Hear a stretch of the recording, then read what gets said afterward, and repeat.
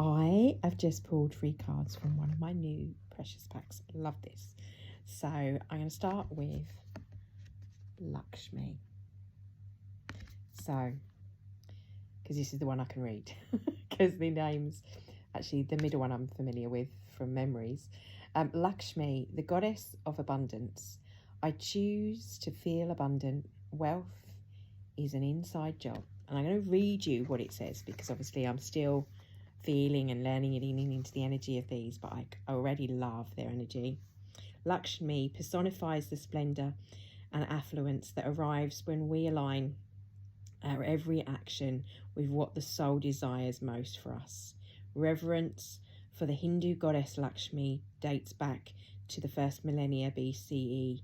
She is known as the goddess of wealth, fortune and prosperity. Her name is derived from the Sanskrit root Laks and Laksa, meaning to know, to understand, to have, or to have a goal. So it's your intention, it's seeing it into manifestation, basically.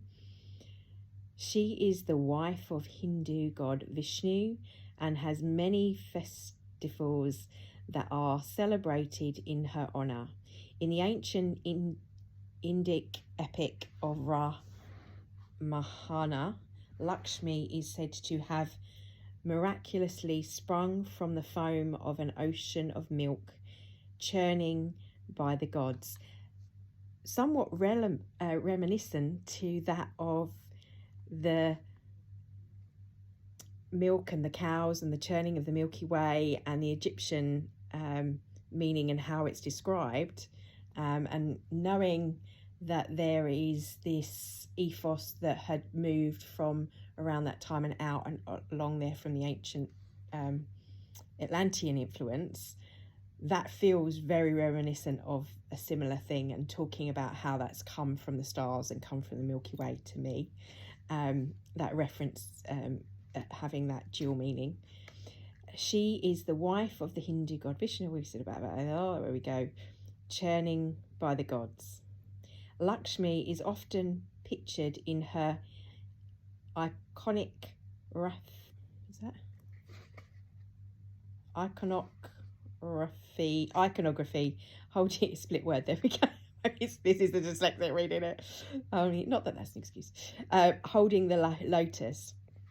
Now, if you listen to my recent video on YouTube about my dream interpretation, in my dream at the beginning of the week, I was told in my sleep that I'd been marked by the lotus and was looking up all the meanings for lotus.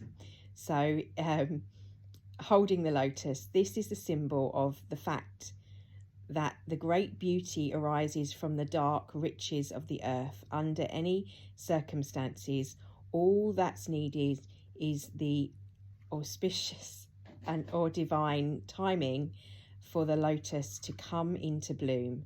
Her essence then is about understanding the goal in life, to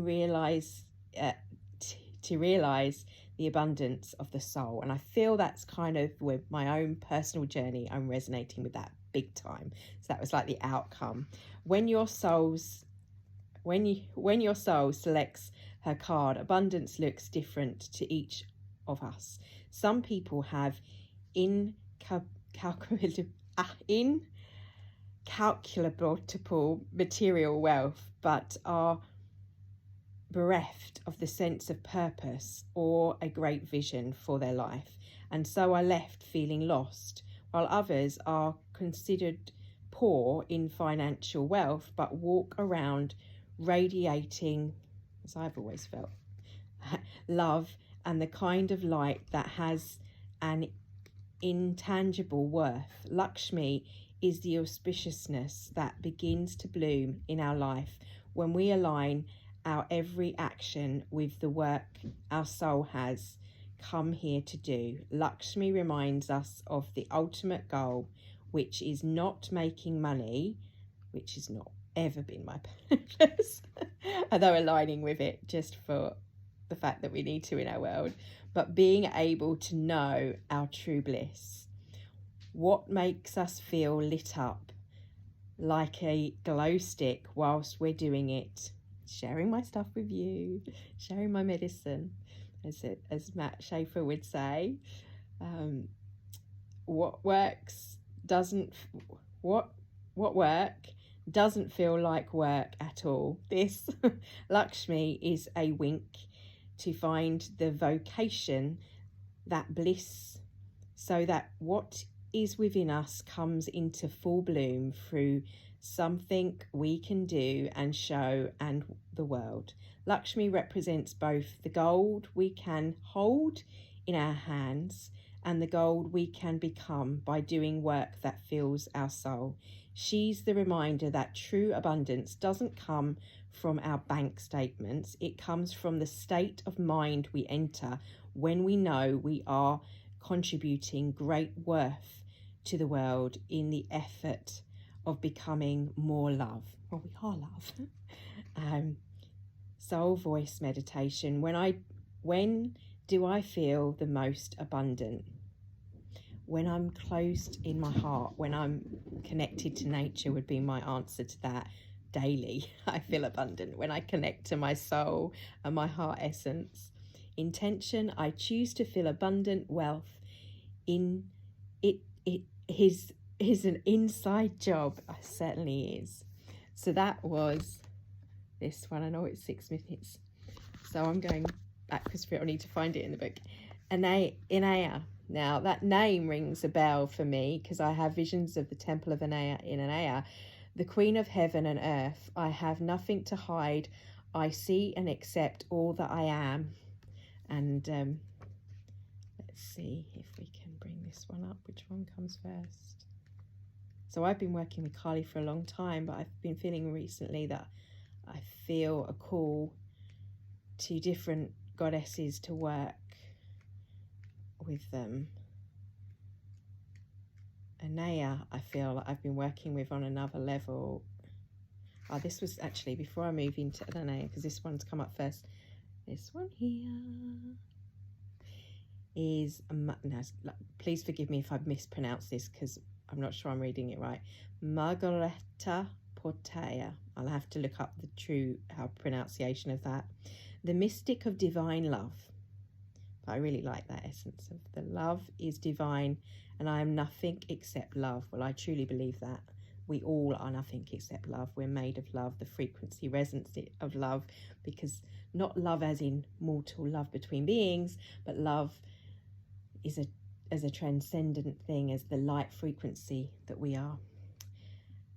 Who she is, Margareta Portea, if I'm saying that right, is the essence of divine love, and the truth that we all are is love. Margareta was a French Belgium, born in the mid-13th century.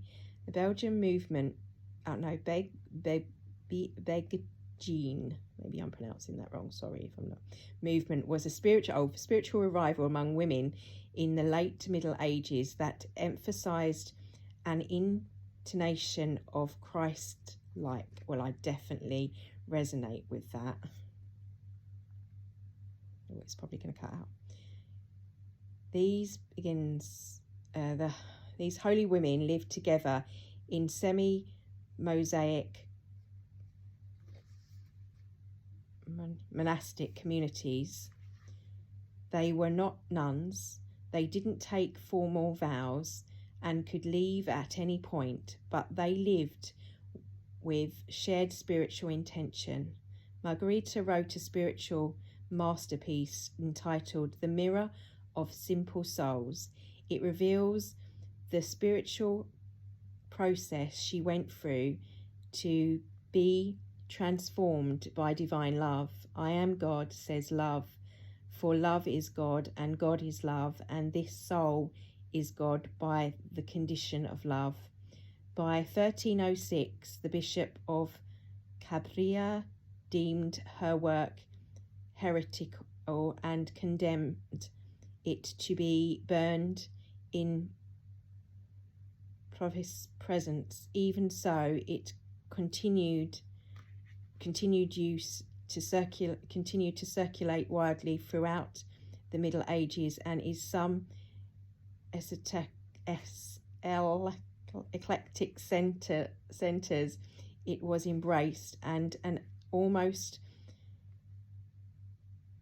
canonical piece of theology, Preta was ordered to stop circulating her book and to recant her ideas of God as love, but she refused. She was arrested and relapsed heretic and a free spirit, which included the belief that humans could achieve union with the divine. The Catholic Church conducted an unprecedented trial to decide her fate. Like Joan of Arc, much of her life is recorded because of the transcripts of her lengthy trial. She maintained her truth that the soul has no other with but God's, and that when the soul is united with God's love, this state of union causes the soul to transcend the contradictions of this world, the contradictions of the world. She suggested that we can be transformed by divine love into love itself, which isn't separate from God, and that ultimately no outside source is needed in this transformation. It's between the soul and the God alone. Well, I definitely resonate with that as well. Margareta was burned at the stake in 1310. The mirror of simple souls continued to gain. I feel, my heart just went then when they talk about that. I was like, there was a feeling of like, no, why, and a deep sadness, but a sense of connection. It's almost overwhelming then. The Mirror of Simple Souls continued to gain in popularity, but was distributed as an anonymous text until 1946, when Roman Garnita identified Latin manuscripts of the mirror in the Vatican. Margareta's name returned to the text when it was published for the first time in 1965. When your soul selects her card, there's nothing more powerful than remembering that we are love, and there's nothing and no one outside of us that is needed in order to realize this. It's between our experiences of the divine and our own soul. We can let go of what we think we need to prove or who we think we need to be in order to receive love, but we remember that we are love. Then we can stand in the truth, even through flames.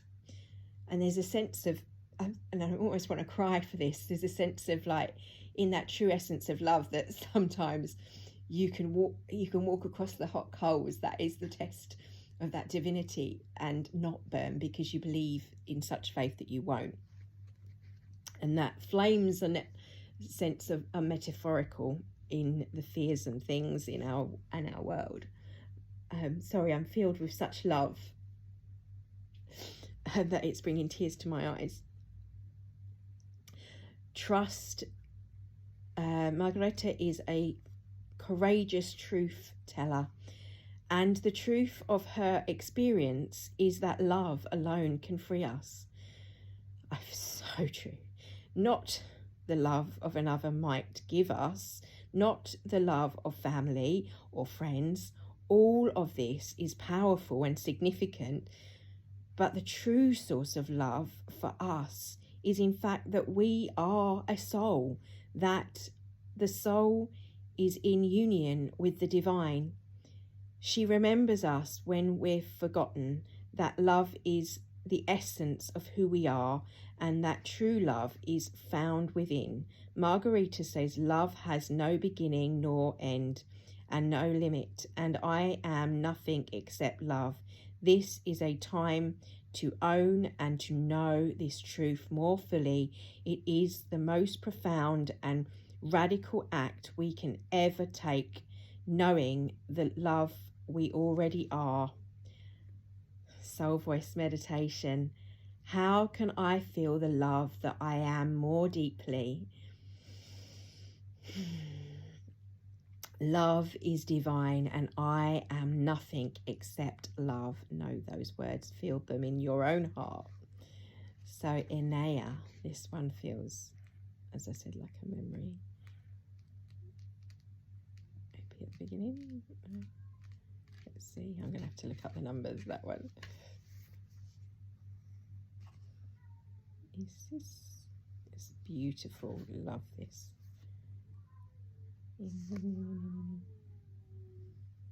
Rocky.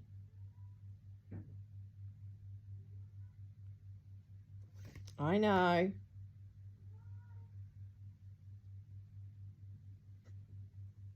I missed it.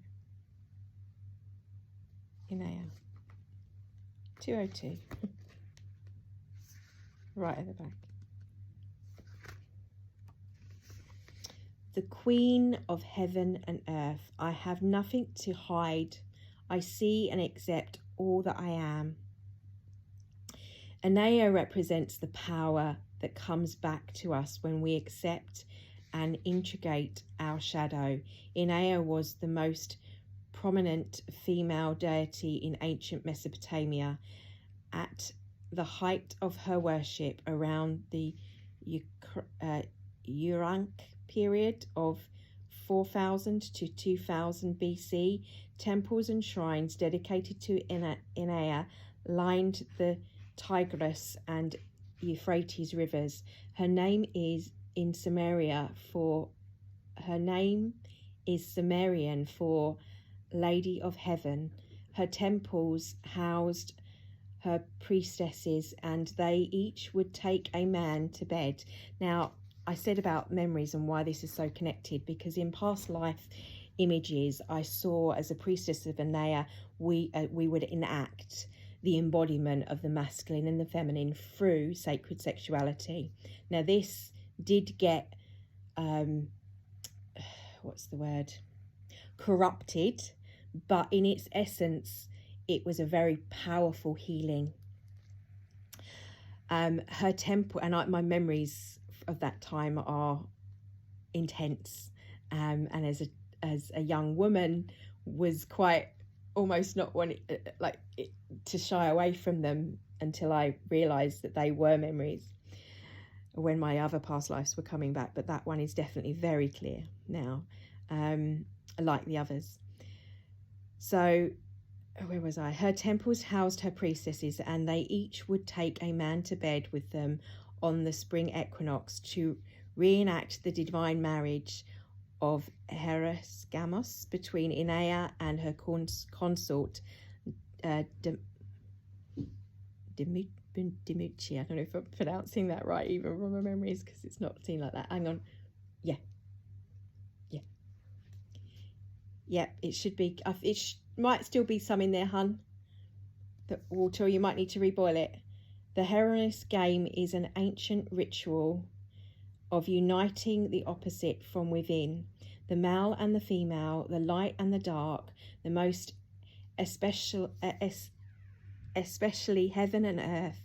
This theme occurs in accounts of Enea's descents into the underworld to find her sister Eresus King Gingle. She must take off her article of clothing at each of the 7 gates, so that when she finally reaches her sister, she is naked, meaning she's like in her raw essence, that vulnerability.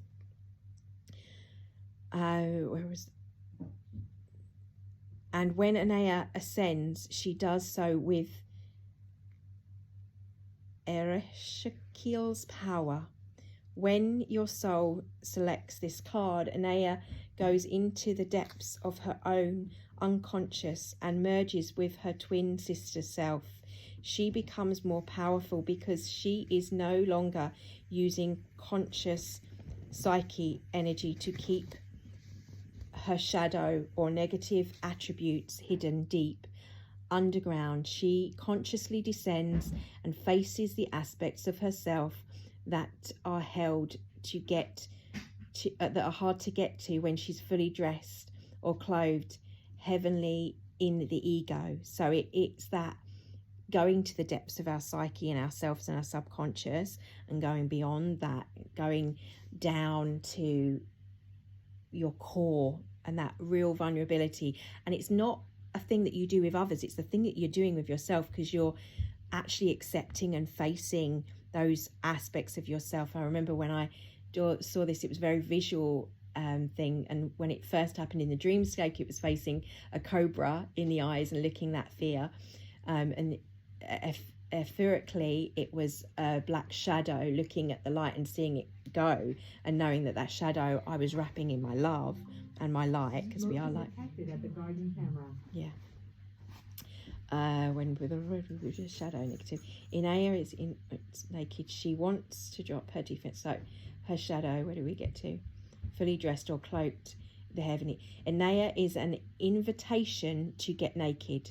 She wants us to drop our defense. She wants us to see how holy and sacred it is to be vulnerable. As above, so below. This is an alchemical agile that suggests heaven and earth are not so separate. It's the ascension, because we're bringing heaven on earth. And it's also reminiscent of what one of the messages that I brought back from Egypt is that the sacred sexuality. I've spoken about this recently in my own learning with the Qigong and learning about Jinn energy, and how the creation energy is all connected. We are moving in away from just sex being sex for the need in the very raw what's the word, when we think of it in terms of the mundane, on those core needs to eat, to sleep, to procreate, that's kind of like the unconscious being's way of having those as needs. When you're having those in their essence in a conscious form, then you are coming together in sacred union and aware of the soul that you're actually bringing in, or communing with that soul as it's coming into you and your body when you are in sacred conception, for example, with couples. So it's that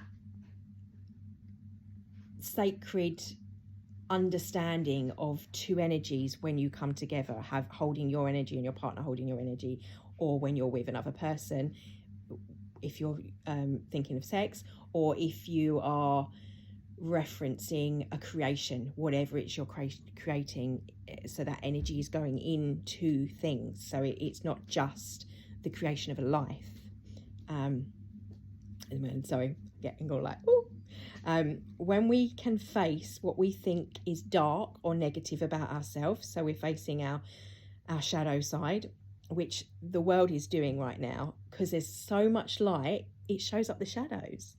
That's contrast. When you're a photographer and you're whacking up the contrast, you're going to see the shadow.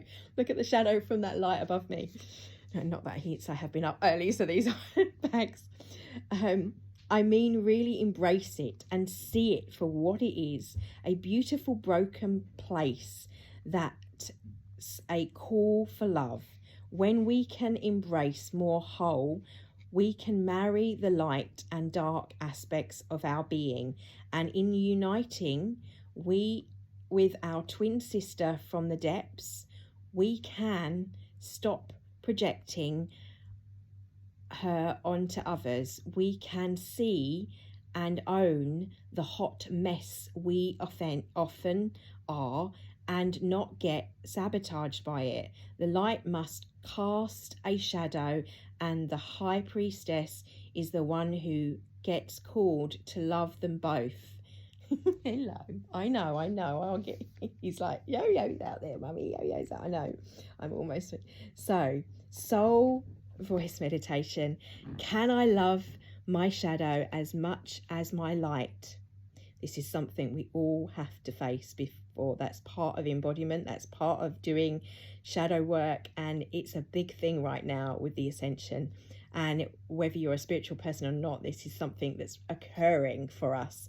So whether you think of it as learning to love yourself for positive reasons to move past your traumas, or actually seeing it as a physical aspect of our own darker side, almost like, you know, in Star Wars when Luke faces he's learning with Master Yoda in the forest, and they're fighting, and then he like fighting with Vader, and then the mask comes off and he sees himself. This is the same thing, and I think they do this in the cartoon. It's that aspect, and you see the dark side coming out, and it's what is it you fear, and you're having to defend and defeat that side of the self. And we reference this a lot in text with ego, but it's actually a clue, because when things are coming up that are going deep, that are cutting raw, we tend to project them onto others. We say that person's doing that to me, and then it takes it away from where the hurt is, where the trauma is, and the wound is where the light enters, in the words, to quote Rumi, one of my favourite quotes. So intention here. And maybe because this work I've done in a lifetime, or kind of lived that as a priestess and remember it, it feels very, very relevant to where we are in this, and that's a gift to from those memories. I'm not saying they were all very perfect, they didn't have it down by any means, but there was an understanding of that coming together, as I say, and knowing and knowing to not steer away from the dark. I have nothing to hide. I see and accept all that I am. Mirror work, Louise L. Hay. Look in the mirror, look into your own eyes and look into your soul. This is a gift.